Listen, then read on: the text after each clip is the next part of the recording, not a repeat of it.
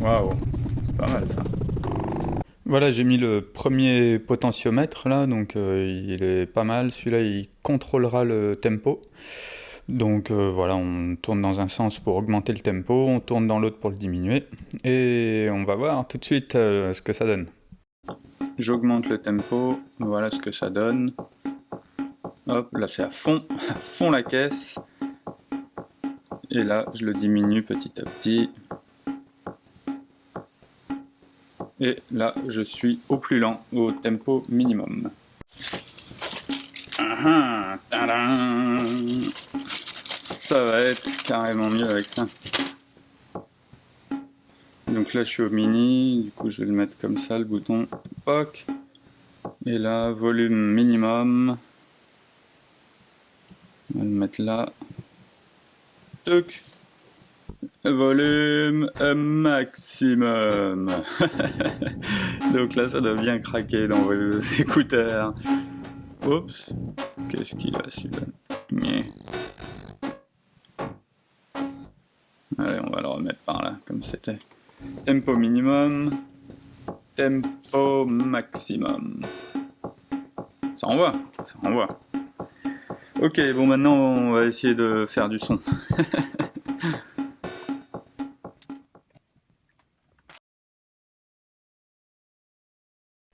Allez, c'est bon, tous les potentiomètres sont branchés sur les bonnes pattes de l'Arduino. Du coup, on va pouvoir tester l'engin. C'est parti.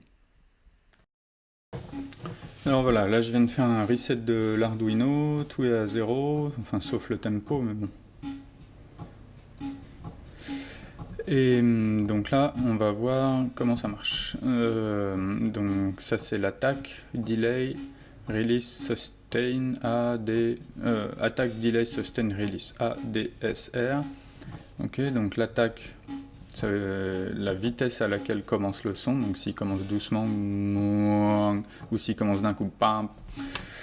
Alors donc là, si j'augmente ça, on va avoir un son qui commence plus lentement.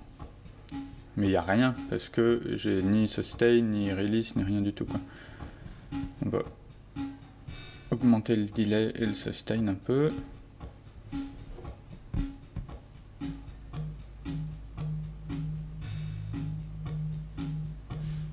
Voilà, et là on commence à attendre une basse, et ici je peux changer la hauteur de la note.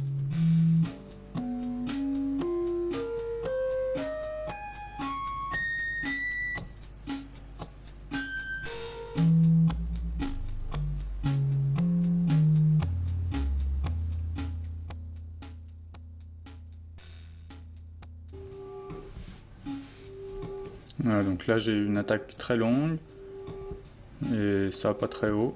Du coup on a une note qui commence lentement.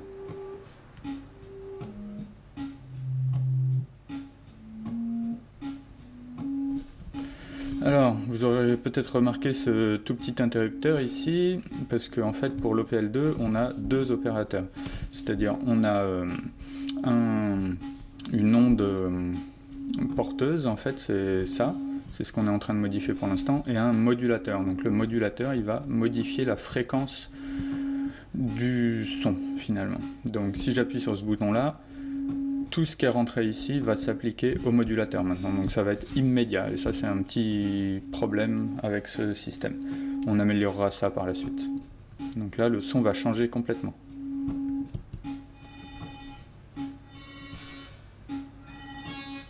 Ici je règle la fréquence du modulateur, donc on entend que la note est toujours la même, mais c'est sa vibration dont la fréquence change.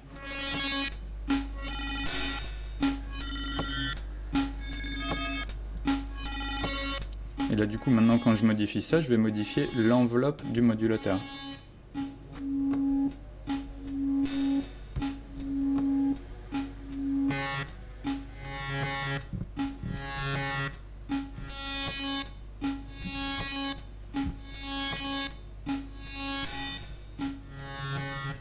Et je peux repasser de l'autre côté pour modifier à nouveau le porteur. Du coup ça va changer pareil immédiatement. Wow. Oh, oh, oh.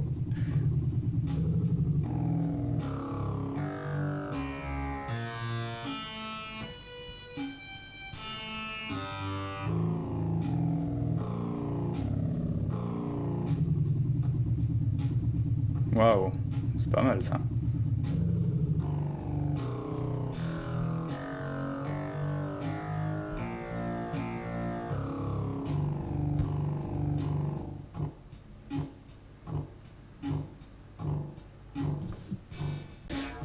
Bon, enfin voilà quoi, je peux passer des heures à jouer avec ce truc, c'est très rigolo. Donc ça commence à vraiment faire des sons sympas là, notre truc. C'est plutôt pas mal. Il y a deux problèmes. Le premier, c'est qu'on n'a qu'une seule voix, donc c'est un peu limitant si on veut faire un vrai séquenceur avec. Il faudrait quand même avoir plusieurs voix. Et le deuxième problème, c'est que le changement de son se fait immédiatement dès qu'on appuie sur ce bouton-là. Je voudrais pouvoir garder les valeurs des potentiomètres en mémoire et seulement mettre à jour si on se met à les tourner. Donc pour ça, je vais utiliser plutôt que des potentiomètres des encodeurs rotatifs qui eux ne... parce que là la valeur est sauvegardée à chaque fois hein, par la position du bouton, alors que l'encodeur rotatif ne sauvegarde pas la valeur, ça sera l'Arduino qui sauvegardera la valeur. Donc ça nous permettra vraiment de gérer notre son beaucoup plus finement. Et puis je voudrais aussi faire un panneau avec des LED pour pouvoir afficher quelle note on est en train de jouer, choisir quelle note, quelle voix on modifie, etc. Donc il y a encore pas mal de boulot. Alors concernant le code, là j'ai pas mal modifié de choses, j'utilise plus de delay parce que c'est pas très précis, j'utilise les timers de l'Arduino, mais plutôt que de tout repasser et le faire sur l'écran, cette fois-ci j'ai décidé de mettre le code ici en bas, je vous mets un petit lien vers le code, comme ça vous pouvez télécharger, regarder, modifier et le mettre sur votre Arduino à vous sans avoir besoin de tout retaper. Donc ça c'est quand même pas mal. Bon, alors la prochaine vidéo, je sais pas exactement quand elle va être, ça va sûrement être un moment, parce que là j'attends les encodeurs rotatifs et d'autres pièces comme ça pour pouvoir avancer un petit peu. J'espère que ça va pas trop tarder, parce que quand même j'aimerais bien le voir marcher ce truc. Alors si par contre je vais vous faire voir une pièce assez importante que j'ai déjà reçue, c'est des plaques à trous là comme ça. Voilà, il y a un côté avec des petites rondelles de cuivre, l'autre côté sans rien, du coup tous les composants vont aller là et ils vont être soudés en dessous. Et je me demande de quelle taille je vais le faire, parce qu'il faut prévoir ici les encodeurs rotatifs, les LED, même la plus grande, c'est pas gagné qu'elle soit assez grande. Hein. Et bon, comme d'hab, hein, si vous avez bien aimé cette vidéo, vous faites comme ça, si vous n'avez pas aimé, vous faites comme ça, et puis moi je vous dis ciao, à la prochaine.